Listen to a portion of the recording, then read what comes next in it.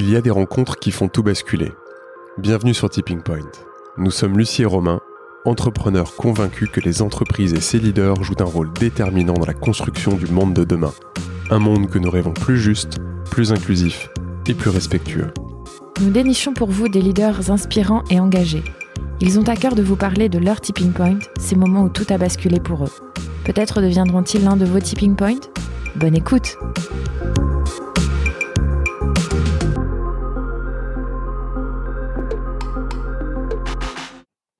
Alors, Yannick, merci beaucoup. Merci beaucoup d'être avec nous ce matin. On est très contents, Romain et moi. On est très contents parce qu'on est en train de développer notre site web avec Marie de Pio Communication et quand elle a compris notre projet, elle nous a dit, moi, si j'ai une personne que j'aimerais entendre sur Tipping Point qui m'a inspirée dernièrement, c'est Yannick Roudot. Donc, on est vraiment content que tu aies accepté notre invitation. Yannick, tu le sais, notre rêve avec Tipping Point, c'est de faire témoigner des leaders qui font au service de demain. C'est d'inspirer aussi de nouvelles pratiques managériales, de nouveaux modes d'organisation au service d'une économie plus durable. Et justement, on avait très envie de parler avec toi de cette économie plus durable. Qu'est-ce que ça veut dire concrètement ? Quelle est, toi, ta thèse ? Comment tu la mets en mouvement ? Donc, on est impatient d'en savoir plus sur tes Tipping Points. Qu'est-ce qui, toi, t'a amené à passer de la bourse à l'écologie ? En quoi tu crois ? Est-ce que le monde court à sa perte et on ne peut plus rien faire pour changer les choses ? Ou au contraire, est-ce qu'on peut faire quelque chose ? Voilà, tu vois, on a beaucoup de questions. Mais peut-être avant ça, est-ce que tu peux, s'il te plaît, te présenter ? Oui, rapidement. Moi, j'ai un parcours un peu atypique puisque j'ai commencé effectivement en tant que journaliste économique et financier, par passion, par la bourse que j'ai découvert en tant qu'étudiant. Et je me suis dit, tiens, il se passe quelque chose, là, il faut aller voir ce qui se passe dans ce milieu, parce que gagner de l'argent facilement en jouant, je trouvais ça un peu excitant. Quand on a 18 ans, 19 ans, on a tous ce rêve de faire fortune facilement. Enfin, on l'avait en tout cas, il y a une époque. Et donc, j'ai expérimenté ça en tant que journaliste économique pour le Journal des Finances, Investir, Le Figaro, Bloomberg TV, Capital, Le Monde, etc. Et après, j'ai commencé à m'interroger sur les limites. Alors, on en reparlera de ce monde financier. Et ça m'a amené à aller vers l'économie soutenable, les solutions alternatives, et petit à petit vers les questions écologiques, naturelles, environnementales. Donc aujourd'hui, je vis plus à Paris depuis très longtemps. J'ai quitté Paris il y a très longtemps parce que j'avais compris que c'était pas fait pour moi. Et je vis plus proche de la mer. Et je passe 60-70% de mon temps à faire des conférences auprès de chefs d'entreprise, auprès de particuliers, auprès d'étudiants, pour leur expliquer qu'un autre monde est possible, qu'une autre économie est possible. Et le reste de mon temps professionnel, c'est la gestion d'une société d'édition qui s'appelle les éditions La Mer Salée, qu'on a créée il y a 8 ans avec mon épouse. Et on édite des livres engagés sur l'agroforesterie, sur l'écoféminisme, sur l'utopie, sur la pollution. Des romans utopiques aussi, on pourra en reparler, parce qu'il faut vendre des rêves aujourd'hui. Il y en a marre des dystopies. Et en ce qui concerne mon actualité, j'écris aussi, je passe du temps à écrire. Tous les 2 ans, je publie un livre à peu près. Et là, le dernier, il s'appelle « Quand l'improbable surgit ». Et c'est pour redonner de l'espoir aux gens, parce que je pense que tout n'est pas cuit, même si on est mal embarqué. Il y a encore des possibles voies de sortie. On peut sortir de cette voie d'autoroute. Donc voilà, je prends la parole, j'écris, je parle et j'essaie de réveiller les gens. Et tout ça en me libérant pas mal de temps libre quand même à côté, parce qu'il faut se préserver. Tu disais là, justement, c'est libérer un peu de temps et trouver des bretelles d'autoroute. Tu vois, nous, on a 2 petites filles qui ont 1 an et 4 ans. Et nous, notre grande interrogation, c'est dans 20 ans, elles se retrouvent sur le marché du travail. Elles trouvent quoi comme monde ? C'est quoi la planète dans 20 ans ? C'est quoi la société ? C'est quoi les organisations dans 20 ans ? On va leur laisser quoi là, avec la trajectoire qu'on est en train de prendre ? Alors, il y a deux approches. La première approche, c'est l'approche linéaire, c'est de se dire que rien ne va changer. Et donc, si on part du principe que rien d'improbable ou d'inattendu ne surgit dans notre histoire, les 20 prochaines années, on les connaît, c'est la route vers la collapsologie, vers l'effondrement climatique, l'effondrement de la biodiversité. Donc là, c'est un monde qui est pas très drôle. Parce que ça veut dire qu'en 2040, on aura des tornades, des ouragans, des canicules très fortes, très fréquentes. On aura donc des problèmes alimentaires dans beaucoup de pays, donc des migrations importantes, lesquelles migrations entraînent une déstabilisation sociale, des problèmes politiques qu'on commence à connaître en Europe, avec la résurgence des extrémismes, du racisme, etc. Tout ça, c'est lié, c'est lié à l'écologie finalement. Et tout ça dépend de nos actions quotidiennes, économiques au sens en tant que consommateur, en tant que dirigeant, en tant qu'acteur économique. Et donc, ça, c'est la vision linéaire. Donc, la vision linéaire, elle n'est pas réjouissante du tout. Parce que les travaux du GIEC sont clairs là-dessus. On va plus vite qu'on ne l'espérait. Et finalement, les 2 degrés, c'est pour 2050. Les plus de degrés, c'est pour 2050 si rien ne change. Ça, c'est la vision linéaire. Une fois qu'on a dit ça, c'est de la collapso. C'est d'un point A, je vais vers un point B, un point C, je tire une ligne droite. Une fois qu'on a dit ça, on n'a pas envie tellement d'avoir des enfants, quoi. On leur dit, les pauvres, ça va être dur pour eux. Moi, ce qui me rend serein et un peu optimiste quand même, c'est que ça va pas se passer comme ça. C'est-à-dire que ça va pas être une ligne droite. Ça peut être pire ou ça peut être bien meilleur. Parce qu'en fait, l'histoire n'est qu'une succession de phénomènes inattendus, improbables, qui nous font bifurquer sans cesse. Donc, ce qui veut dire que, effectivement, si rien ne change, on va vers un effondrement climatique, mais ça va changer. Ça a déjà commencé à changer. Ça ne veut pas dire qu'on n'aura pas de problème climatique dans les 20 prochaines années, parce que ce qu'on a fait ces 30 dernières années conditionne les 20 prochaines. Donc ça, c'est déjà écrit, 2040-2050, on sait qu'on aura plus de 2 degrés, grosso modo, 1,5-2 degrés, et qu'on aura des canicules plus fréquentes, des sécheresses, etc. Ça, c'est acquis. Maintenant, la question, c'est une fois qu'elles auront 20 ans, vos filles, qu'est-ce qui va se passer pour le reste de leur vie? Et ce que l'on fait aujourd'hui en 2020, en 2022, en 2023, en 2024, va conditionner la suite. Et la suite, ça peut être bien moins pire que ce qu'on attend, parce qu'on va peut-être réussir à limiter à 1,5 ou 2 degrés, voire on va peut-être réussir à relever le défi avec plein de solutions, on va dire, humaines, philosophiques, sociétales, voire des bonnes surprises de la nature qui peuvent nous faire bifurquer. Donc, je suis assez lucide assez lucide, optimiste et lucide. La lucidité, c'est accepter que la trajectoire actuelle est mortifère, elle n'est pas bonne. Optimiste, rien n'est écrit. Pourquoi rien n'est écrit? Il y a des choses qui ne reviendront pas, c'est-à-dire qu'on quitte le monde sauvage, les glaces fondent, ça, on va pas les arrêter. Mais c'est pas forcément, on va pas forcément aller jusqu'à la fonte totale des glaces, à la déforestation totale de l'Amazonie et vers un monde de dystopie. Ça, c'est pas écrit. Pourquoi ça n'est pas écrit? Parce que tout peut arriver à tout moment, première chose. Et deuxième chose, le futur est le résultat d'événements qui ne sont inimaginables pour les contemporains d'un monde. Je vais faire court, puis on y reviendra plus tard si vous voulez, mais le contemporain du monde médiéval ne peut pas imaginer la Renaissance et ne peut pas imaginer le monde moderne. Le contemporain du monde romain ne peut pas imaginer le monde médiéval, la chrétienté. Et aujourd'hui, nous, on arrive à la fin du monde moderne, on est en fin de civilisation, et on ne peut pas imaginer un monde de frugalité, de spiritualité, un monde où l'homme est réconcilié avec la nature, où il vit en harmonie avec son environnement. Quand vous dites ça aux gens, ils vous disent « mais arrête de fumer, quoi, c'est n'importe quoi, ça ne marchera jamais, il n'y a que l'argent qui mène le monde ». Et en fait, parce que le contemporain d'un monde n'a pas la capacité de se projeter dans autre chose que ce qu'il connaît. Alors bien sûr, on peut rêver, imaginer, ce qu'on appelle des utopies, mais ce qui va vraiment advenir, on n'en sait strictement rien. On sait ce qui adviendra si on ne change pas, et s'il n'y a pas de phénomène inattendu. Mais dès lors qu'on laisse une place à la surprise, au surgissement de phénomènes sociaux, politiques, environnementaux, technologiques, philosophiques inattendus, on peut basculer vers un monde qui n'a strictement rien à voir avec le monde dans lequel on est. Et ça, pour moi, c'est une source d'espoir. Et donc, quand je rencontre des jeunes parents, je leur dis n'ayez pas peur pour vos enfants, parce que premièrement, ils peuvent être acteurs de beaucoup de choses qui vont vraiment changer l'ordre des choses. Deuxièmement, on peut être acteur aussi, et il faut l'être. Et troisièmement, ils n'auront pas les mêmes repères que nous. Un enfant qui aura 20 ans en 2040, il n'aura pas les mêmes repères intellectuels et environnementaux que ceux que j'ai eu moi quand j'avais 20 ans. Donc, ce qui fait que même si la nature est un peu plus dégradée et qu'il a peut-être un peu moins de liberté de voyager, de se déplacer, parce qu'il va falloir se restreindre, pour lui, ça sera normal tout ça. Par contre, là où ça va être difficile, c'est pour des gens de mon âge. J'ai 50 ans, j'ai vu une dégradation environnementale s'accélérer ces dernières années. Je vais voir quelque chose dans mes 20 prochaines années, si je suis encore vivant, qui va être terrible.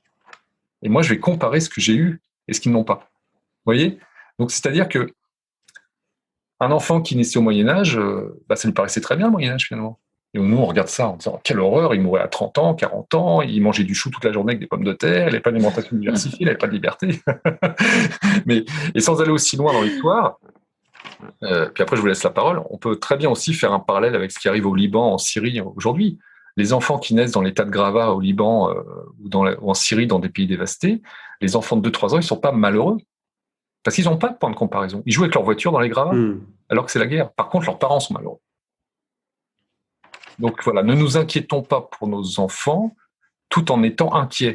C'est un peu de la complexité, c'est agissons, parce qu'il y a une crainte réelle qu'il ne faut pas nier, et c'est vrai, on est sur une très mauvaise trajectoire, et en même temps, ne présupposons pas d'un futur dont on ne connaît pas l'issue encore. Ouais, vous voyez ce que je veux dire?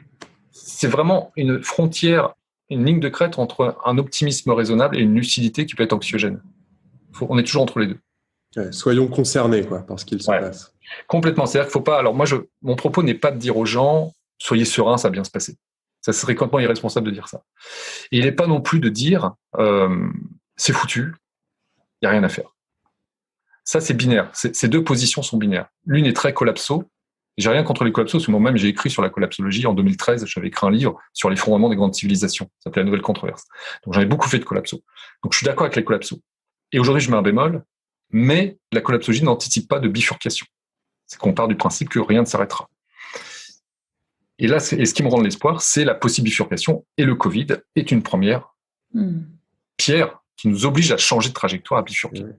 Il va y avoir d'autres conséquences derrière. Et est-ce que ça veut dire que finalement, on n'est pas maître de ces changements-là, tu vois, et qu'on doit attendre ou subir ou attendre comme le Messie un deuxième Covid ou des changements comme ça qui nous montrent qu'un autre futur est possible, ou est-ce qu'on peut faire des choses aujourd'hui? Alors non, surtout ne pas attendre, c'est-à-dire qu'il y a deux choses. La première, c'est que nos actions déclenchent quelque chose. Donc, plus on agit, plus on a des chances que surgisse un événement qu'on n'attendait pas. C'est-à-dire, par exemple, une mobilisation citoyenne pour le climat. Si Greta Thunberg n'était pas descendue dans la rue en 2019, on n'aurait pas eu 7 millions de gamins dans le monde entier qui étaient dans la rue. Donc, c'est parce qu'elle est descendue que ça a déclenché ça. Et cette manifestation jeune et mondiale a commencé à entraîner des mouvements mondiaux d'une jeunesse qui est en train de se mobiliser. Donc, il faut agir. Et on voit les conséquences. Je pense qu'elle n'imaginait pas qu'autant de monde la suivrait. C'est incroyable. Donc, on a une action, il faut agir. Après, c'est agir en rêvant fort à quelque chose d'utopique qui n'existe pas et être ouvert à la surprise, à l'inattendu. C'est-à-dire que j'agis avec une intention forte, je veux faire changer les choses, je veux qu'un autre futur advienne, mais je ne sais pas comment il va devenir. Parce que le Covid, par exemple, moi j'avais écrit, j'étais pas le seul, il y a 4-5 ans, on écrivait qu'une pandémie était tout à fait possible au niveau mondial et ça stopperait l'économie en plein vol. On était plein à le dire. C'était évident. Alors, Bill Gates a été vachement médiatisé, mais plein de gens l'ont dit, c'était évident. Les conditions d'élevage, la mondialisation des échanges, les passagers, c'est évident qu'on allait avoir une pandémie un jour ou l'autre. On l'a eu. Donc c'est une surprise et en même temps, ça ne l'était pas.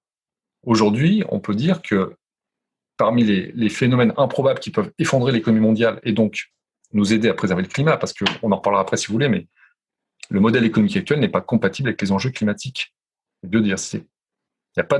Faut pas tergiverser. Hein. La croissance verte, ça va pas marcher. Hein. Quand on aura puisé tout le lithium, tout le cobalt, qu'on aura pollué la Bolivie, qu'on aura pollué toute l'Afrique et qu'on aura réduit en esclavage en plus des pauvres gamins qui travaillent dans les mines de cobalt pour avoir des véhicules électriques, on dira ça y est, on a réussi notre transition. Mais non, ça va pas suffire parce qu'en fait, il y a un effet rebond. Moins ça consomme, plus on consomme. C'est l'effet des lampes LED que tout le monde connaît. Les gens laissent allumer la lumière toute la nuit. Donc, il va vraiment falloir changer de modèle économique. Et pour changer, il faut des événements qui nous obligent à changer. Parce que le constat que j'ai fait dans mon livre sur l'improbable, c'est que rien n'arrêtera l'économie mondiale. C'est-à-dire que j'ai la certitude, c'est peut-être la seule certitude, que les gens ne veulent pas s'arrêter. Quand je dis les gens, c'est, on va dire, une masse de 95%. La plupart des gens sont pleins de bonne volonté. Il y a beaucoup de gens, je rencontre beaucoup de dirigeants qui me disent « Moi, Yannick, j'entends bien qu'il faut changer, transformer mon entreprise, aller vers la RSE, faire du développement durable. Mais c'est difficile. Parce qu'en termes de prix, je suis plus compétitif, parce que mes clients n'en veulent pas, parce que les gens veulent du prix. Donc, ils se retrouvent coincés. Donc, quand je dis on n'arrêtera pas l'économie, c'est pas par un manque de volonté. C'est que la vraie volonté de certains qui pourraient agir n'est pas présente. On va dire les plus puissants, les acteurs qui pèsent n'ont pas envie, les politiques n'ont pas envie non plus, réellement. Ils veulent rester un système néolibéral classique de croissance. Et puis, les PME, TPE qui voudraient changer, elles se débattent, mais c'est pas simple. Et finalement, à l'arrivée, elles ne sont pas encore suffisamment puissantes pour vraiment faire basculer le système. Ça viendra peut-être un jour. Donc, pour qu'on s'arrête, il faut quoi ? Il faut des choses qui nous tombent sur la tête, qui nous obligent à nous arrêter. Le trafic aérien avait une croissance exponentielle depuis 20 ans. Un petit Covid, bam, tous les avions restent cloués au sol. 4,5 milliards de personnes chez eux, confinées, interdiction de bouger. Et aujourd'hui, le trafic va reprendre au niveau aérien, mais il va reprendre surtout dans le trafic de loisirs. Par contre, les professionnels vont voyager beaucoup moins. Moi, je ne rencontre depuis 1 an et demi que des gens qui me disent fini les allers-retours Lyon, Paris, Lyon, Vienne, l'Autriche, l'Afrique pour un rendez-vous d'1 heure parce que maintenant on a Zoom. Donc il y a des habitudes. On avait Zoom avant, mais maintenant on a Zoom. Oui. Voilà, mais avant, c'est parce que les habitudes sont toujours plus fortes que l'être humain a du mal à changer. C'est tout le problème de la conduite du changement. C'est-à-dire qu'on n'aime pas changer nos habitudes parce qu'on est des grands primates. On partage 98% de notre ADN avec celui d'un chimpanzé et 97% avec celle d'un gorille. Et ces grands cousins nous démontrent qu'ils ne quittent jamais la branche sur laquelle ils sont assis s'ils ne sont pas sûrs d'attraper la branche en face. Donc tout ce qui est difficile, on ne le fait pas. Notre cerveau n'est pas fait pour aller vers la difficulté. On va vers la facilité. Donc le confort, c'est la facilité. Et tant qu'on était habitué à se déplacer pour une réunion d'1 heure, 2 heures, on le faisait, c'est normal. Et puis c'était, tu venais pas voir ton client, donc t'étais pas motivé. Aujourd'hui, on a découvert qu'on n'avait pas le choix et qu'on pouvait faire autrement, et ça fonctionnait. Et donc, il n'y aura pas de retour en arrière. Mais attention, quand je dis il n'y aura pas de retour en arrière, ça ne veut pas dire que plus personne ne va prendre l'avion professionnellement. J'insiste sur ces nuances, parce que je rencontre beaucoup de gens binaires. Ils me disent « Oh non, mais on va continuer à prendre l'avion quand même. » Mais bien sûr qu'on va continuer à prendre l'avion. Enfin, qu'il y aura des avions dans le ciel. Mais moins qu'avant. Et ça contribue à ce mouvement d'une honte de prendre l'avion, d'une diminution du trafic aérien, et c'est en train d'infléchir la courbe du développement aérien mondial, et c'est une très bonne nouvelle pour l'écologie. Et alors, est-ce qu'on peut parler du modèle économique un peu plus soutenable ? Il ressemble à quoi ? Alors, est-ce qu'on peut vraiment, faire différemment ? Oui. Et à quoi ça ressemble ? Oui. Bon, ça fait pas mal d'années que je travaille sur la question, et en fait, oui, on peut faire différemment. Pourquoi ? Parce qu'on a fait différemment par le passé, et parce que des peuples vivent différemment dans le monde. C'est-à-dire qu'aujourd'hui, depuis 40 ans, depuis les années 1980, grosso modo, Milton Friedman, l'économiste qui est le père du néolibéralisme à l'école de Chicago, la pensée économique qui dit que l'État est un problème, il faut tout privatiser et que le marché a toujours raison, parce que le marché trouve toujours un point d'équilibre. C'est la politique néolibérale, on appelle ça.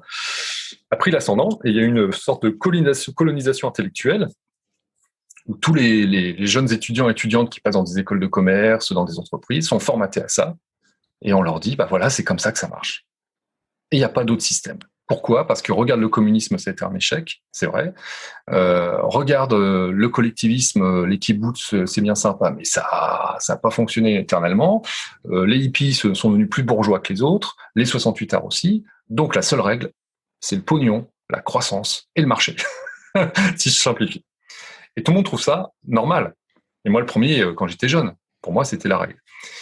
Et puis, j'ai commencé à regarder ce qui se passait dans le monde. Et en fait, par les voyages que j'ai pu faire, j'ai rencontré des peuples animistes, des gens qui vivent dans une autre façon d'organiser la société, qui sont petit à petit corrompus par notre mode de vie.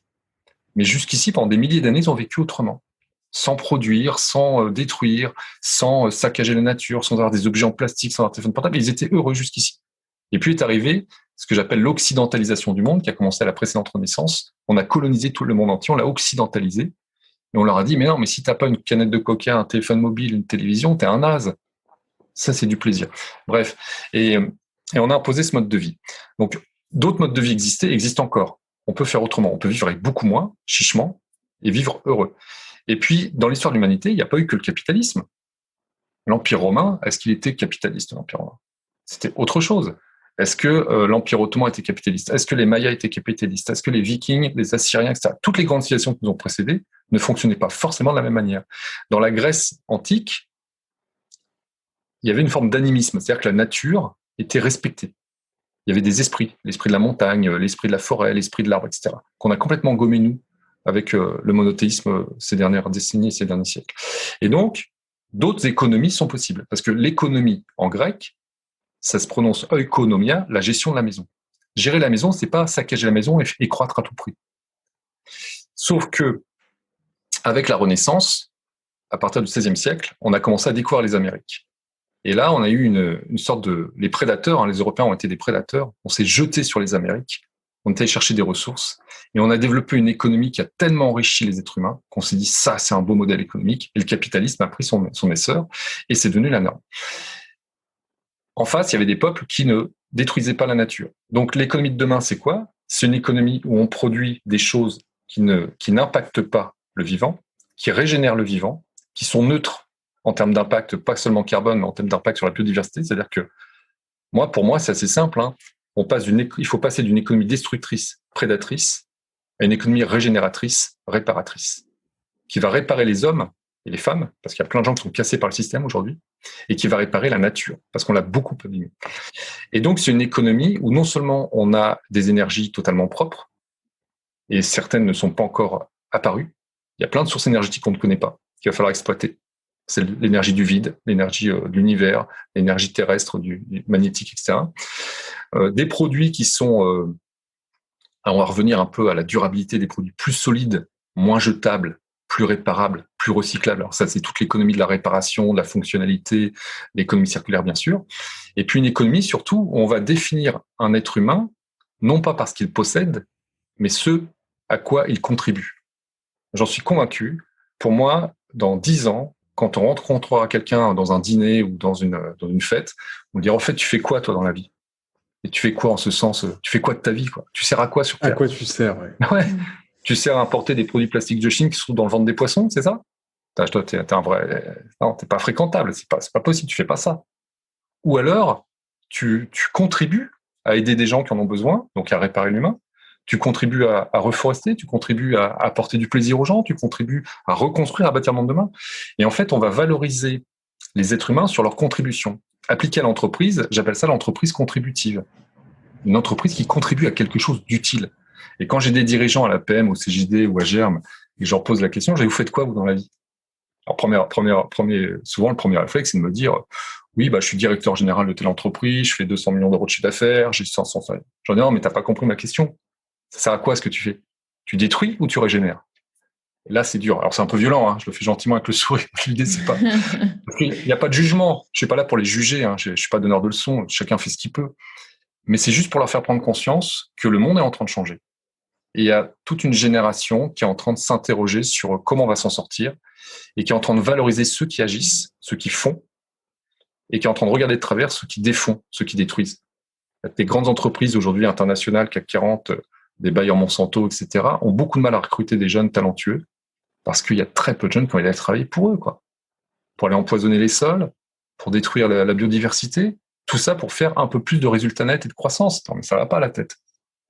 Vous savez, le problème, c'est que, comme disait Sitting Bull, le chef Sioux, et j'ai mis sa lettre entière dans mon livre à la fin, lors de sa réédition, parce qu'elle est magnifique, elle fait 3 pages, c'est magnifique, sa lettre. Il dit « L'homme blanc est un prédateur. Il n'a pas compris qu'il n'était qu'un fil de la trame de vie. Ce qu'il fait à la trame, il le fait à lui-même. Et il dit derrière lui, il laissera un désert. » Et en fait, aujourd'hui, notre modèle économique est prédateur, destructeur. Et beaucoup sont prêts à vendre, alors, sans faire de mauvais jeu de mots, terre et mer, pour $1 de plus, quoi. Moi, quand j'interviens en entreprise, j'interpelle les gens en disant, mais si vous n'êtes pas prêt à arrêter de manger du Nutella pour l'avenir de vos gosses, on peut arrêter tout de suite. Parce que ce qu'on nous demande au niveau économique, c'est pas le monde de demain, l'économie de demain, c'est pas le retour à la charrue, c'est pas le retour à l'eau froide, c'est pas le retour à la bougie. C'est pas de Nutella, par exemple, moins de côte de bœuf, moins de déplacements en avion inutiles, voilà, une voiture qui dure 20 ou 30 ans ou 10 ans, 15 ans qu'on peut réparer, un téléphone portable plutôt sur le modèle du Fairphone qu'on peut démonter, déboîter et réparer soi-même, des vêtements de qualité faits dans une zone, on va dire, européenne ou au Maghreb, c'est-à-dire pas très loin, qui vont durer longtemps et qu'on va pas jeter toutes les 2 semaines, etc., etc. C'est quand même pas un drame. Ça veut pas dire 0 téléphone, 0 ordinateur, 0 vêtements. Et en fait, les opposants à l'écologie sont toujours dans la caricature. Oui, c'est les Amish. On a entendu ça, hein, dans la bouche du président. C'est les Amish, ils veulent nous ramener à l'âge de pierre, etc. Mais pas du tout. C'est pas ça du tout. C'est revenir à un niveau de vie, même en restant dans un système capitaliste, entre guillemets, un niveau de vie des années 60-70. Une voiture par famille, une télévision qui dure longtemps, qui est réparable, des vêtements de qualité qui sont pas jetables. C'est quand même pas, c'est pas le grand retour en arrière. Et d'autant que les solutions existent, hein, parce que quand tu parles des fringues, tu as des structures type 1083 qui font un travail top, Veja au Brésil qui font des trucs géniaux aussi. Tout à fait. Tout existe. T'as pas à tartiner, tu peux la faire toi-même sans huile de palme. Exactement. Donc, il y a plein de trucs qui sont activables en fait. Toutes les solutions sont là. Le principal problème, c'est le manque de volonté d'une poignée d'individus qui ont un pouvoir extrêmement important sur les masses parce qu'ils détiennent la clé de l'emploi, détiennent les clés politiques, détiennent les clés financières. Il y a le problème. Mais là où je suis très optimiste sur leur chute, c'est que l'histoire des civilisations nous enseigne que quand un monde change, parce qu'une civilisation est éphémère, hein, elle dure quelques milliers d'années, quelques siècles, mais elle finit par disparaître. Et aujourd'hui, on est à la fin de la civilisation occidentalisée moderne, c'est-à-dire la conquête du monde telle qu'on l'a conçue et l'hypermatérialisme, c'est terminé, c'est en train de se terminer, c'est une question d'années, peut-être 10 ans, 15 ans, 20 ans, je ne sais pas, c'est en train de se faire. Et les élites s'accrochent, elles se crispent au moment où elles sentent que la chute arrive, que le tapis se retire sous leurs pieds. Et c'est ce qui se passe avec une jeunesse qui se mobilise, qui est de plus en plus réticente à les produire bêtement pour des points de croissance et qui a plus envie de travailler dans ce genre de monde à détruire la nature. Et donc, ces élites, elles sont en train de se crisper, mais elles vont finir par disparaître.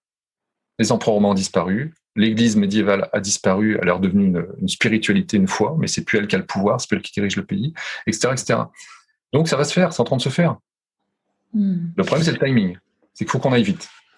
Ouais. Et au-delà des élites, Yannick, est-ce qu'on peut parler un petit peu de la finance? Parce que quand on voit aussi les millions qu'on est capable de lever sur des idées ou sur des personnes, sans qu'il y ait réellement quelque chose derrière. Nous, on est aussi, tu sais, dans la tech et dans ce milieu-là, on bat des records chaque mois, quasiment. Tu vois, c'est quoi aussi le pouvoir de la finance aujourd'hui? Est-ce qu'on peut l'envisager autrement pour casser ce cycle-là aussi? Oui, il y a deux choses. Moi, j'ai vu ça parce que j'étais journaliste économique et financier, donc j'ai vu dans les années 90 le virage qui a été pris d'une finance totalement déconnectée, décorrélée de l'économie réelle. On est commencé à rentrer dans une finance spéculative mondiale. La bourse est devenue un casino mondial. Ça, c'est les années 80-90, ça s'est fait assez rapidement. Et aujourd'hui, en fait, on a énormément d'argent fictif, virtuel, qui n'existe pas, parce que tout ça, c'est que des écritures électroniques, mais qui n'a aucune contrepartie physique.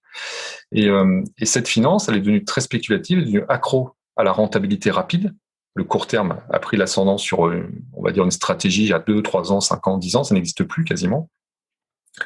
Mais cette finance, soit elle s'effondrera d'elle-même, parce que le crack est il y a une belle bulle qui gonfle actuellement. Des taux d'intérêt négatifs, des dettes colossales, des valorisations qui n'ont plus rien à voir avec la réalité.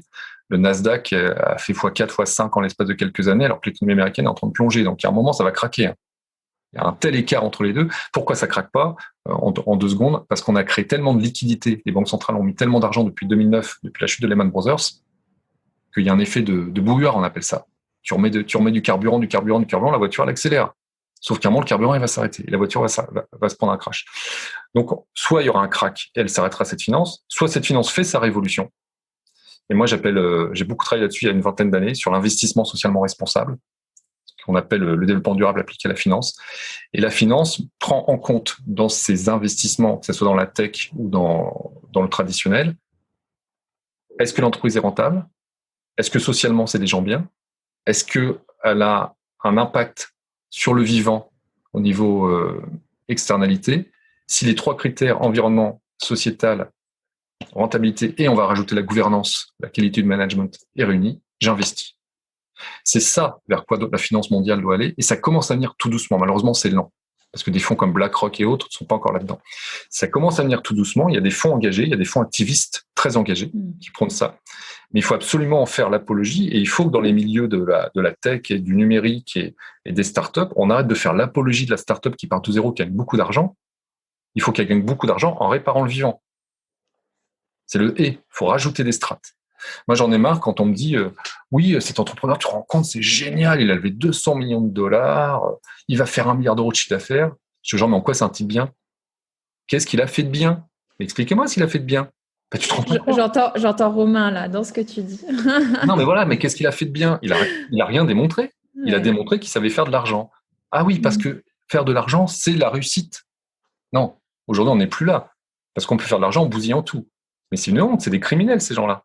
Oh, je vais pas stigmatiser tous les gens qui lèvent des fonds, c'est pas mon propos. Mais ce que je veux dire par là, c'est que je pense que dans 20 ans, vous parliez de vos enfants tout à l'heure, dans 20 ans, nos enfants jugeront ces gens-là comme des criminels, responsables d'écocides. Ils auront vendu la terre, ils ont saccagé pour lever de l'argent facilement et produire un distributeur de croquettes pour chat connecté en Wi-Fi, par exemple. Quel est l'intérêt, quoi? Quand tu vas à Las Vegas, tu vois des oreillers connectés pour savoir si tu as bien dormi sur ta montre Apple Watch. Non, mais moi, quand je me lève le matin, je sais si j'ai bien dormi ou pas. Mon corps le sait. Quel est l'intérêt de mettre du lithium, du cobalt, du terbium, des connexions Wi-Fi pour savoir si j'ai bien dormi? On marche sur... C'est criminel. Il y a un moment, c'est absurde. Donc, voilà. Il faut que la finance fasse sa révolution. Soit elle l'a fait, soit elle prendra un crack. Soit il y aura les deux. On fera sa révolution après le crack. Mais là, je trouve que sur les marchés, ça sent pas bon. Et il y a un signe qui est un signe, l'oiseau. On parle du signe noir, vous savez, quand il y a des mauvaises nouvelles qui se baladent. Là, il y a le signe vert qui se balade. Le signe vert, c'est le coût de l'inaction climatique. Moins on agit pour le climat, plus ça va coûter cher l'économie mondiale, et plus la bourse va le prendre en compte un jour, et là, ça va être le crack. C'est-à-dire que il y a une compagnie de réassurance qui s'appelle Swiss Re, qui est assez connue. Ils ont publié une étude au mois de janvier cette année, en 2021, en expliquant que 55% du PIB mondial dépend de la biodiversité. L'agriculture, l'agroalimentaire et tous les emplois qui vont derrière. À partir du moment où on maltraite la biodiversité, on va avoir des problèmes agricoles, des problèmes dans l'agroalimentaire, des problèmes de récolte, des problèmes sociaux, donc des maladies, des coûts sociaux, etc. Ce qui va se passer, c'est qu'un jour, on va se rendre compte qu'effectivement, on était trop loin. Et on verra la chute de grandes entreprises dans l'assurance, dans l'agroalimentaire, du fait de la pénurie de ressources ou du fait de produits trop pollués ou de canicules, etc. Voilà. Ça va finir par se payer sur les marchés. Et c'est ce qu'Henri de Castries, le président d'AXA à l'époque, disait au moment des accords de Paris, et pourtant c'est pas un écologiste, Henri de Castries, il disait « Un monde à plus 2 degrés serait encore assurable, un monde à plus 4 degrés ne le serait certainement pas. » Voilà. Moins on agit, plus ça va être compliqué et plus ça va coûter cher. Donc tout ça va bouger par la force des choses. C'est pour ça que je suis optimiste. Alors, c'est peut-être un optimisme qui n'est pas réjouissant parce que j'annonce des mauvaises nouvelles, entre guillemets.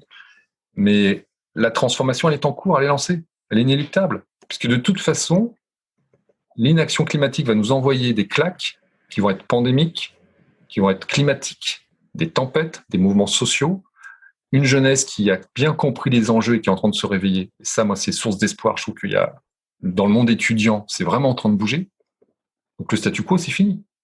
Et face à ça, on a des conservateurs qui essayent de retenir du sable entre leurs mains et qui disent non, mais l'Empire romain va perdurer. Nous sommes sénateurs romains, nous sommes là depuis 700 ans, nous serons encore là dans 700 ans. Rome est éternelle. Rome a disparu. C'est ce qui est en train d'arriver à nos élites. C'est pas le même message c'est le même message que tu donnes aux jeunes et aux dirigeants, mais comment tu le fais passer? J'imagine que tu fais malgré tout, tu ne dis pas la même chose à ces deux populations-là. Si. Si, je leur dis la même chose. Je dis aux jeunes, vous avez une chance exceptionnelle, c'est que vous avez un monde à bâtir, mais pour ça, il va falloir découdre un peu les choses et déstructurer le monde dans lequel vous êtes nés, parce qu'il faut arrêter de croire que et le savent, j'ai pas besoin de leur dire. Aujourd'hui, quand je rencontre des étudiants de 21, 22 ans, tu vois, qui sont en école, à la fac de Nantes, en école de commerce ou école d'ingénieur, ils rêvent pas du SUV avec une maison de 200 mètres carrés, de prendre le jet le week-end pour aller à Barcelone. Ça les fait plus rêver. Sauf quelques-uns, bien sûr, mais la grande majorité, ça fait plus rêver. Donc, ils savent très bien ce qu'il faut faire. Et puis, les dirigeants d'entreprise, je leur tiens ce discours en disant, mais voilà, qu'est-ce que vous allez dire à vos gosses? Qu'est-ce que vous leur direz dans 10, 15 ans? Vous étiez où, papa, en 2020? Alors, le pire, c'est quand tu leur dis, papy, tu faisais quoi en 2020? Tu détruisais pas la nature, quand même. Et ça, c'est terrible. Je dis ça en riant, mais c'est terrible. C'est la question que nos enfants, nos petits-enfants nous poseront. Quand on va réécrire l'histoire de l'humanité dans 20 ou 30 ans ou 40 ans, les petits diront à leurs grands-parents, mais tu faisais quoi en 2020? Parce que vous le saviez, ce qui se passait. Tout le monde le savait. Cette fois-ci, autant il y a eu des erreurs pendant la Seconde Guerre mondiale et certaines personnes disaient on ne savait pas ce qui se passait. Là, toute la planète est au courant de ce qui se joue. On sait tous, on est surinformés, on est abondamment informés, on le sait. Donc la question, c'est maintenant que nous savons, qu'est-ce que vous avez fait? Il ne s'agit pas d'être tous des héros de la transformation écologique, mais au moins de pouvoir dire, écoute, nous, on a réduit notre train de vie, on a fait attention. Et on a essayé. Il ne s'agit pas que tout le monde aille manifester, que tout le monde aille se battre physiquement. Ce n'est pas le propos. Mais c'est que chacun, à son niveau, prenne des décisions structurantes. Et une décision structurante, ça peut être par exemple d'arrêter de manger de la viande rouge, d'arrêter de prendre l'avion, d'arrêter d'acheter des vêtements neufs tous les samedis. Ça peut être... C'est difficile d'agir sur tous les volets. C'est très dur d'être performant, on va dire, sur tous les aspects de ce qu'il faudrait faire pour vraiment aller vers une économie soutenable. Parce que, vous savez, il faut qu'on passe de 11 tonnes en France de CO2 par habitant par an à 2 tonnes en 2050. C'est-à-dire qu'on divise par 6 nos émissions en 30 ans. Mais 30 ans, c'est faisable. Hein. C'est long, 30 ans. Mais ça veut dire qu'on change radicalement de mode de vie. C'est-à-dire qu'on n'achète plus du jetable, on renouvelle plus son ordinateur tous les 2 ans, son téléphone portable tous les 6 mois, on n'achète pas de voiture neuve tous les 2 ans, on ne peut pas des véhicules de 5 tonnes. Ça, c'est des mesures qu'on peut prendre, mais chacun doit prendre la mesure la plus facile et la plus évidente pour lui dans un premier temps. Et puis, après, on avance. Mais si tout le monde prenait déjà une mesure structurante, ça serait certes imparfait, mais c'est le début de quelque chose. Alors que si on attend qu'un messie arrive pour régler tous les problèmes, on s'en sortira jamais. Ça ne peut pas marcher comme ça. Et ça, au niveau individuel, tu interviens aussi beaucoup auprès des dirigeants d'entreprise. Est-ce que autour de toi, tu as des exemples inspirants de personnes qui font, que tu vois faire et comment est-ce que concrètement, tu vois, l'entreprise peut se réconcilier, enfin, l'entreprise et la nature peuvent se réconcilier? Alors, en fait, ce qui est intéressant, c'est qu'il y a beaucoup de jeunes entreprises qui se créent.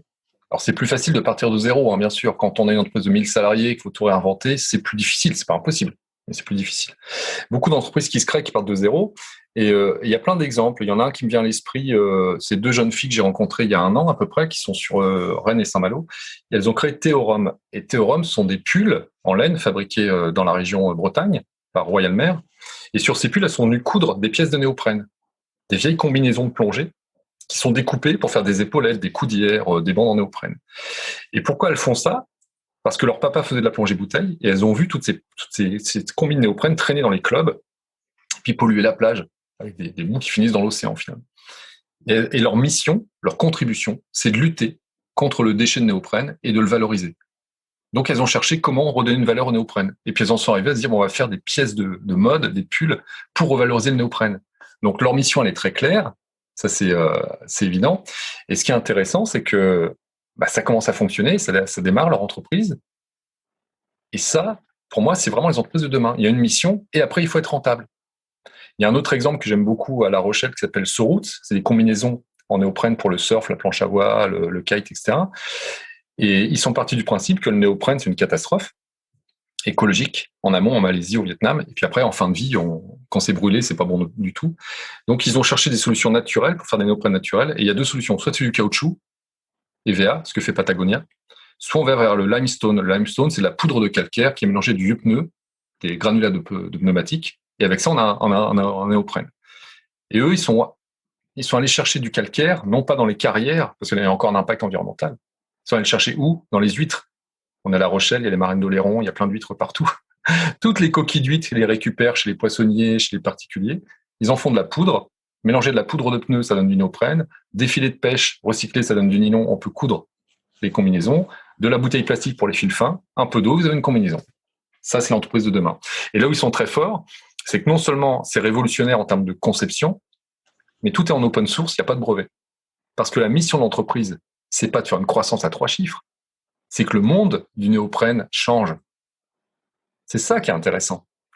C'est qu'ils sont plus dans la logique de vouloir être les leaders du monde, le leader du marché. C'est ce qu'on apprend encore en école de commerce. Non, c'est fini. C'est pas ça le but. Le but, c'est de prendre sa part de marché, d'être heureux, d'avoir une entreprise florissante et ça se fonctionne, et en faire profiter les autres pour que le monde change. Et c'est ce que fait 1083. Thomas Hurier, je le connais bien. Il n'est pas là pour être le leader mondial du jean.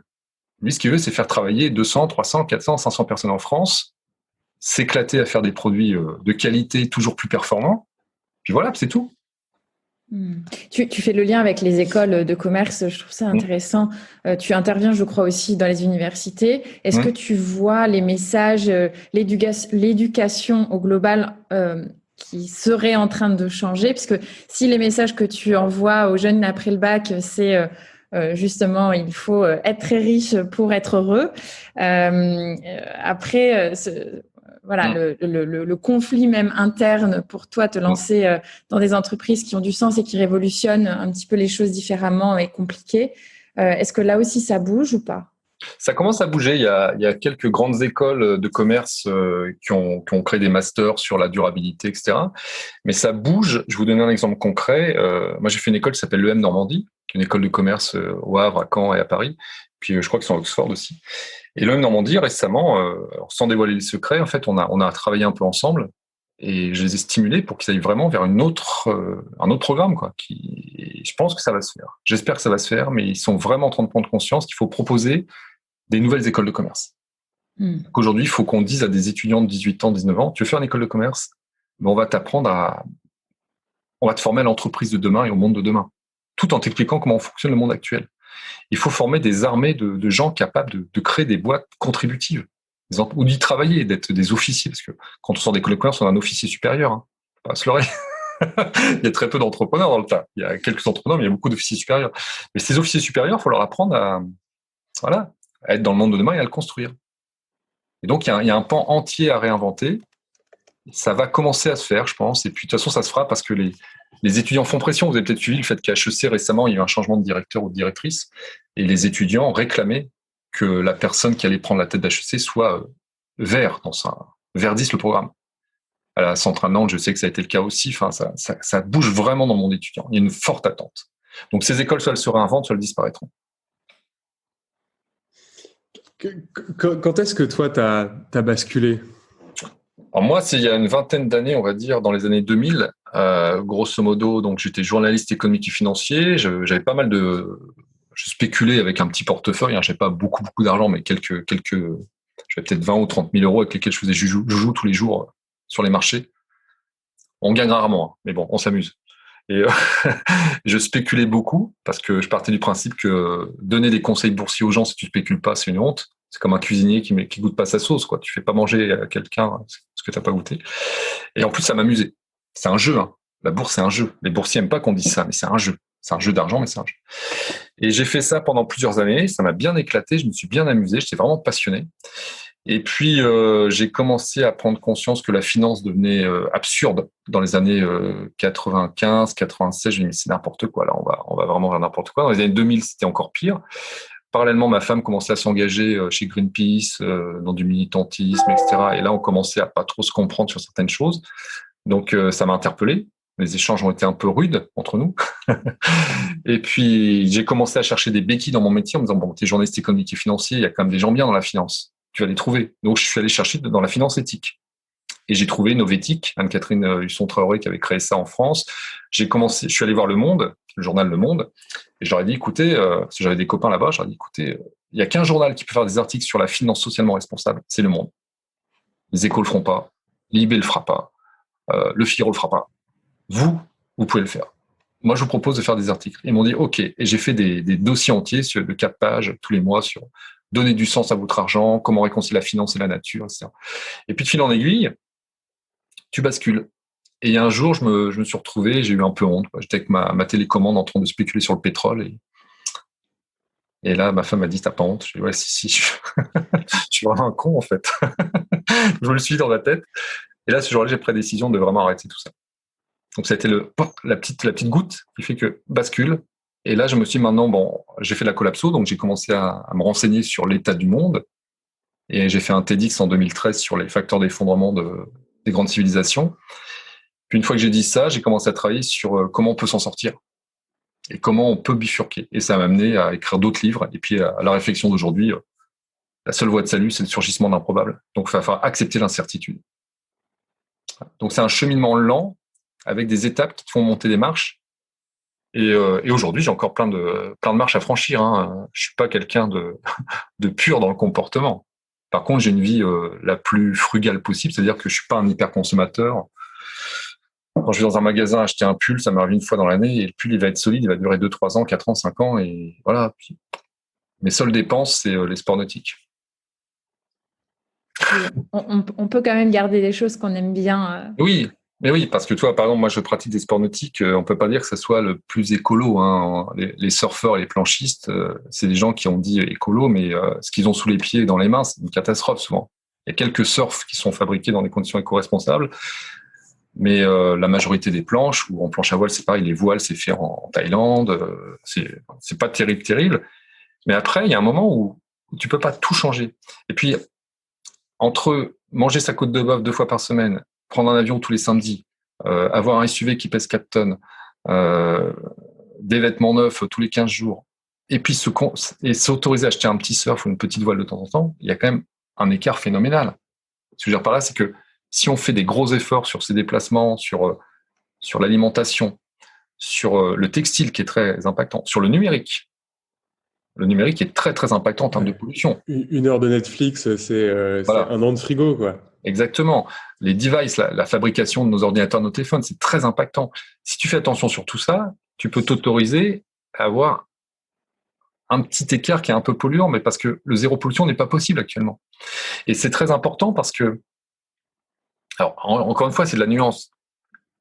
On va pas on va pas à la confesse, quoi. On va pas dire, bon, j'ai pas mangé de côte de bœuf, j'ai j'ai gardé mon vieil ordinateur, donc j'ai bien le droit d'aller polluer. C'est pas ça le propos. C'est de se dire, qu'est-ce que je peux faire facilement qui n'impacte pas mon sourire et ma joie. Donc pour moi, c'est ne plus manger de viande de bœuf, c'est ne pas acheter de trucs inutiles, ne pas prendre de déplacements futiles, éviter l'avion au maximum en Europe. Pour moi, ça c'est facile. Ça m'a pas enlevé le sourire. Au début, je me dis, ouais, ça va être dur quand même, plus d'avion pour faire mes déplacements. C'est chaud. Puis au fil des années, je me suis rendu compte que non, c'est une autre organisation. Tu pars la veille, tu rentres le lendemain. Voilà. Et donc tout ça, finalement, on se rend compte que c'est futile. On peut s'en débarrasser, mais il y a des choses qu'on ne peut pas retirer de sa vie parce que ça serait rentrer dans une logique sacrificielle. Et là, dans une logique sacrificielle, t'emmènes pas les gens derrière toi. Si je vous parlais aujourd'hui en étant triste, en disant c'est foutu, on est mort, là, on s'en sortira jamais, vous auriez pas envie de m'écouter et les gens auraient pas envie d'écouter ce podcast. Donc il faut garder cette énergie, cette joie de vivre. Et ça, on la puise dans des activités, on va dire culturelles, sportives, amicales. Et ces activités, comme toutes les activités, elles ont un impact. Parce que le zéro pollution n'existe pas. Donc après, à charge de minimiser l'impact. En ce qui concerne mes voiles et mes planches à voile, je ne change pas tous les ans. Ça dure des années, 10 ans, 15 ans. On essaye, on achète de l'occasion, des choses comme ça. Mais on est obligé d'accepter qu'on a un impact. Mais il faut cultiver cet impact pour le plaisir et réduire son impact dans tout ce qui est futile. Et là, ça renvoie à pas mal d'articles de Bruno Latour sur le sujet, le philosophe, sur l'utile et le futile. Moi, avant d'acheter quelque chose au quotidien, je me pose la question, est-ce que tu en as besoin? Déjà. Première chose, je me rends compte qu'il y a plein de choses dont j'ai pas besoin.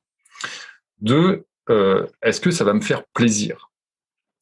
Alors, la réponse au début, c'est de dire oui. Et après, je me pose la question, mais combien de temps ça va te faire plaisir? 1 heure, 2 heures, une journée, 3 jours ou 10 ans? Eh bien, un téléphone mobile, quand je vois des nouveaux téléphones ultra petits, ils sont beaux. Hein. Est-ce que j'en ai besoin? Non. Est-ce que ça va te faire plaisir? 1 semaine. Puis après, ce sera un téléphone. Donc, ça n'a aucun intérêt de changer de téléphone. Par contre, si vous achetez, je ne sais pas, vous êtes passionné de VTT, de n'importe quoi, vous achetez un vélo, il va durer 10 ans, 15 ans, 20 ans, votre vélo, si vous l'entretenez. Donc, l'impact, il est faible par rapport à tout plaisir que ça a procuré. C'est le retour sur investissement émotionnel. Il y a un impact écologique, certes, mais il est minime. Par contre, il y a un effet de levier colossal sur la joie que ça procure. Donc, on peut se l'autoriser. Oui, pour se réconcilier avec la planète, il faut d'abord qu'on arrive à se réconcilier avec nous-mêmes, finalement. Oui, voilà, exactement. C'est-à-dire qu'il y a prendre soin de soi. Pour prendre soin de l'extérieur et de l'environnement, il faut prendre soin de soi. Donc, ça veut dire faire attention à ce que l'on mange et s'entretenir un peu. Et puis après, si on n'est pas profondément ancré sur ce qui nous fait du bien et ce qui nous fait du mal, on ne peut pas agir en conséquence. Enfin, je pense que sans rentrer dans des théories de développement personnel faciles, je crois que chacun doit se poser la question de qu'est-ce qui est important dans ma vie, qu'est-ce qui me fait vraiment plaisir. Une fois qu'on a identifié ce qui me fait vraiment plaisir, c'est facile. Hein. On sait ce qu'on veut plus faire, on sait ce qu'on veut faire. Oui, quelles sont les valeurs qui me guident profondément et qu'est-ce que je veux laisser?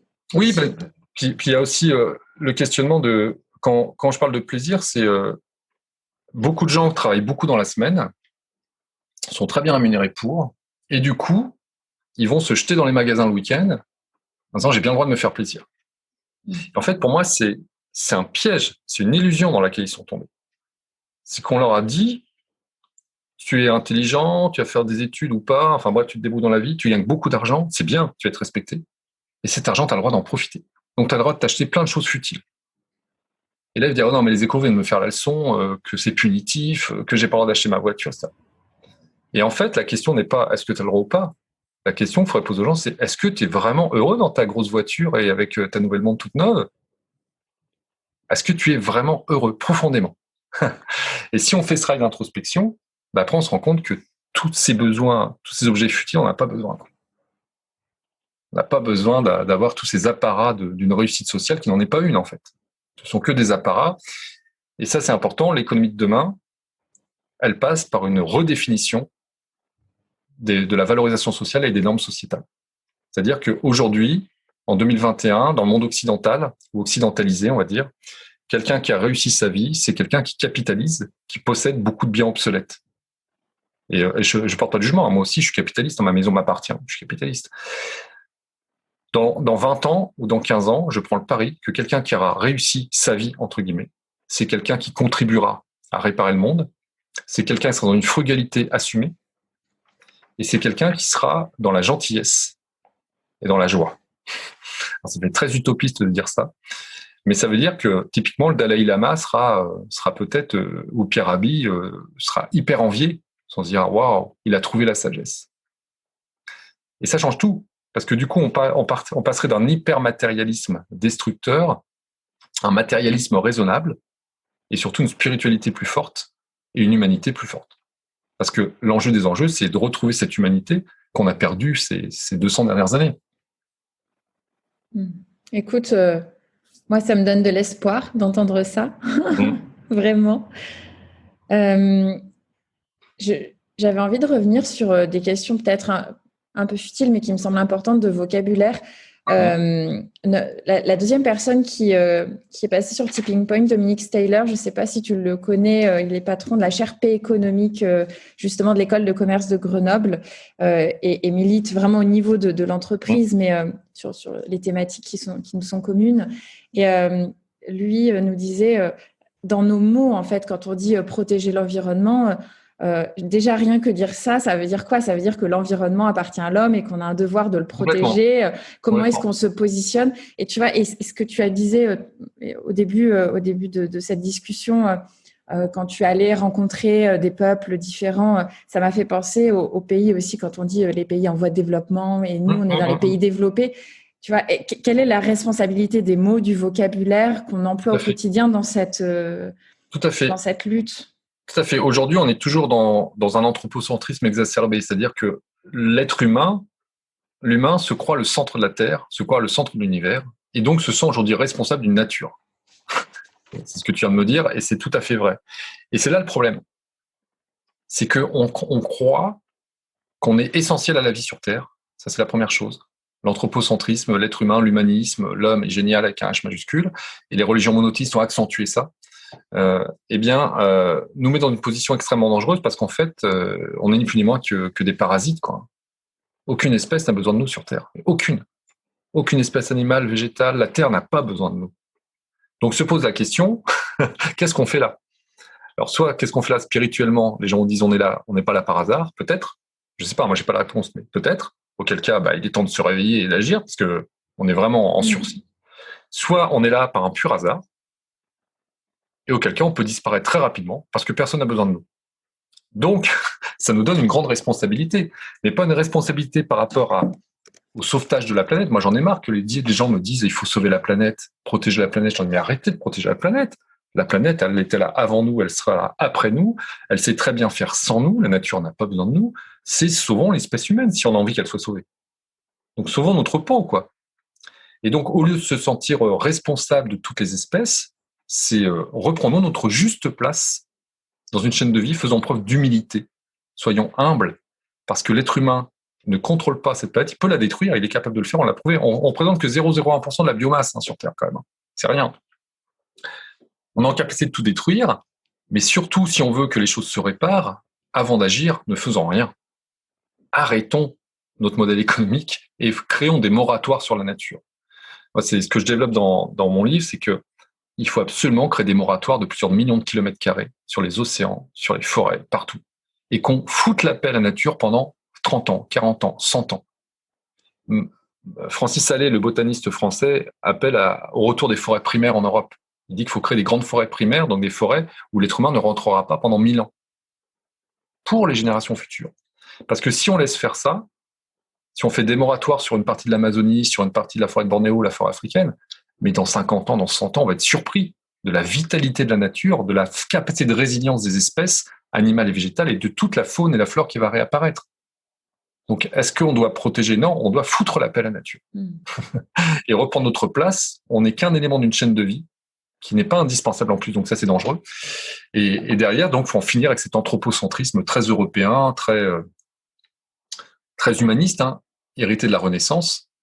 Et je pense que dans la nouvelle Renaissance que nous sommes en train de vivre, parce qu'on est dans un entre-deux-mondes, on change de monde, donc on est dans une Renaissance, l'humanisme destructeur du XVIe, XVIIe siècle va laisser la place à une forme d'animisme moderne.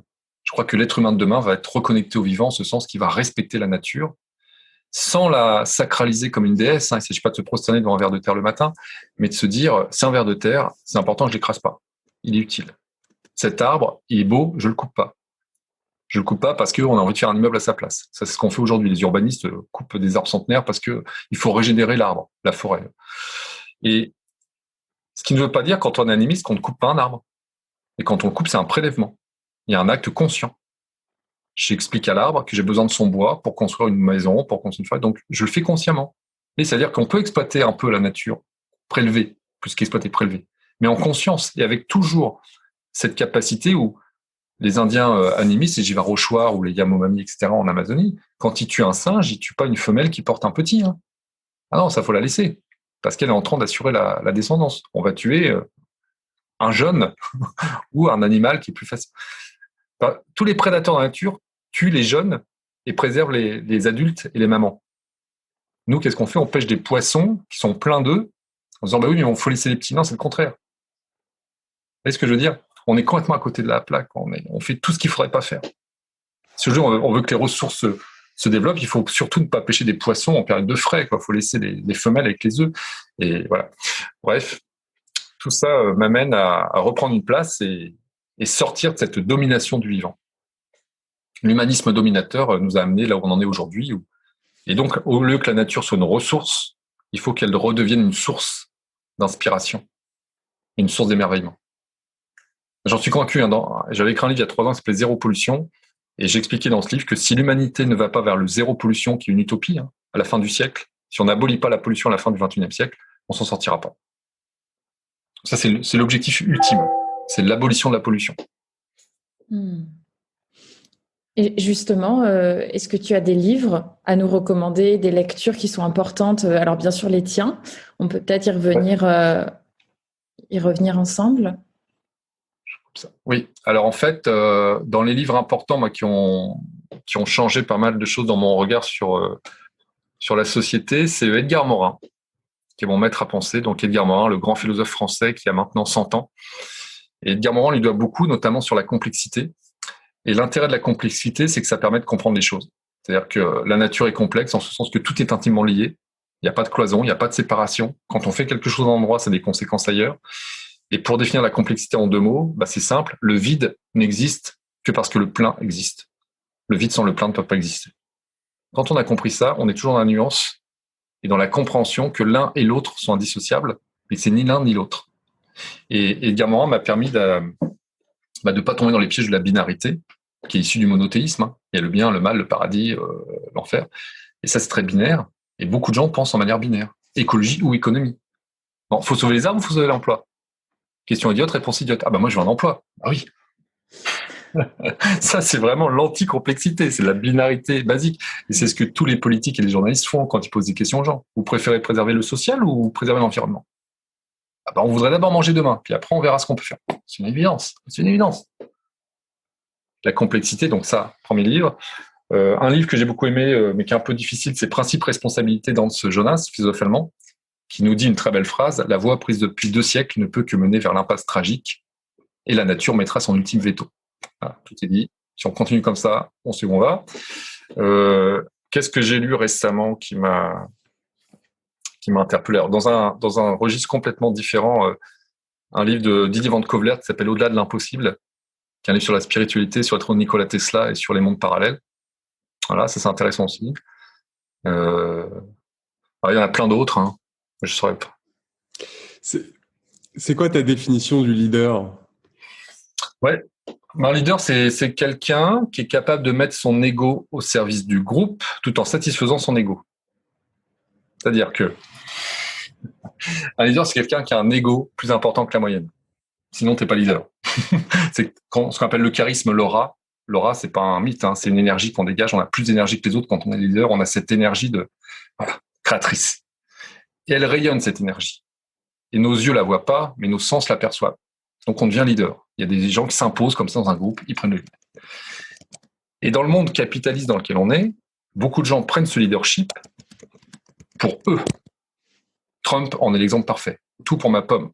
Moi, et les autres, je fais un bras d'honneur, tant pis pour eux. Le vrai leader pour moi, c'est quelqu'un qui est conscient de sa force, qui est conscient de son charisme, et qui va prendre du plaisir en contribuant pour les autres. Et là, ça nourrit son ego. Donc, il est heureux en se servant de son ego et de son charisme. Donc, il agit pour les autres et pour lui. Et il n'y a pas d'opposition parce que, je reviens à la nuance.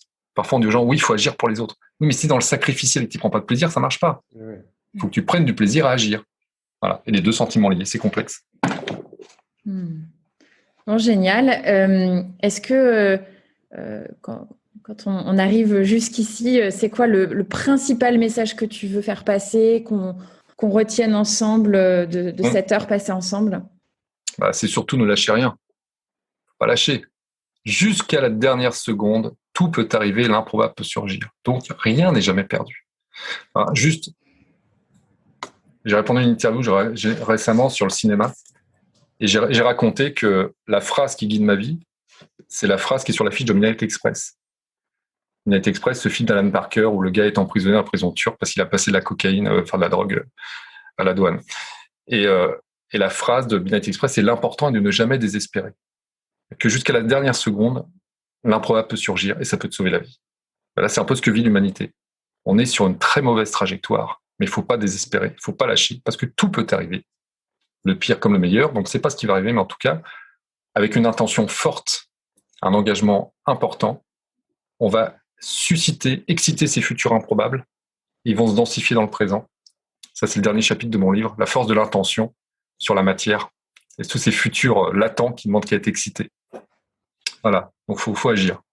Et on commence par quoi? La toute première chose là que chaque personne qui t'écoutera peut faire. Chacun doit trouver ce qui est le plus facile pour lui. Il faut entrer par la porte d'entrée la plus simple, la plus facile. Et cette porte d'entrée, comme j'ai dit, ça peut être l'habillement, ça peut être l'alimentation, ça peut être les transports, ça peut être les objets de consommation courante, ça peut être donner du temps à des gens qui en ont besoin, ça peut être lire, écouter. Il faut trouver sa porte d'entrée. Chacun a sa porte d'entrée. Et tout ça, le faire sans se mettre, sans faire de l'autoflagellation et sans se reprocher de ne pas faire le maximum. On fait ce qu'on peut, quoi. Voilà. Il faut être ambitieux et accepter son imperfection et son incapacité. Moi, j'appelle ça le sentiment d'impuissance individuelle. Je peux pas changer le monde tout seul, moi. Moi, Yannick, je vais pas changer le monde. La seule chose que je peux faire, c'est me changer moi. Et en me changeant moi, je change les gens autour de moi. C'est tout ce que je peux faire. Donc, être bienveillant et gentil avec soi-même, tout en étant exigeant sur le résultat, mais sans se flageller si on n'a pas atteint le résultat. On essaye. On n'a rien à perdre. Et tout ça doit procurer de la joie au quotidien. Si je suis avec vous, c'est parce que ça me fait plaisir. Si j'ai pas envie, je le ferai pas. Non, sinon quel est l'intérêt? Non, mais c'est vraiment, Yannick, merci parce que au-delà d'adhérer à tout ce que tu décris, tu réconcilies, je trouve, énormément en fait. Tu mets des et là où on met beaucoup de ou d'habitude. Tu dépassionnes vraiment le débat. Moi, j'ai noté plein de choses. Tu as dit plein de mots qui sont hyper forts. Réparer le monde, la gentillesse pour soi, pour les autres, de la veille spirituelle. Vraiment, là, pour cette heure passée ensemble, merci parce que le message qui est soyons acteurs, tout peut arriver, mais ça n'arrivera que si on se met en mouvement. Et c'est nous, l'intention qu'on a, et tu parlais du pouvoir de l'intention qu'on a avec Tipping Point. Soyons concernés, et ça passera par un éveil spirituel, une prise de conscience que la dimension environnementale est importante, repenser les modèles économiques pour changer ces modèles économiques. Soyons contributeurs. Chacun fait ce qu'il peut, faites ce que vous pouvez, et il n'y a pas de petites ou grandes actions, il n'y a que des actions qui seront salvatrices. Pour tout ça, merci infiniment Yannick. Merci à vous, et puis j'espère que ça va susciter quelques éveils de conscience. Les gens vont se mettre en mouvement. C'est le but. C'est le but, oui. Merci beaucoup. Bon, à bientôt alors. Merci Yannick, à bientôt. Oui, merci. Oui. Ouais, affaire à suivre. Ouais, on se recroisera peut-être dans ton club ou aussi. Ouais, avec grand plaisir. C'est fini pour aujourd'hui. Nous espérons que cet épisode vous a inspiré. Retrouvez toutes les infos et les épisodes sur notre site tippingpoint.fr, tipping-point.fr. Si vous avez aimé, n'hésitez pas à partager l'épisode le plus largement autour de vous et à mettre 5 belles étoiles pour nous aider à nous faire connaître. À bientôt!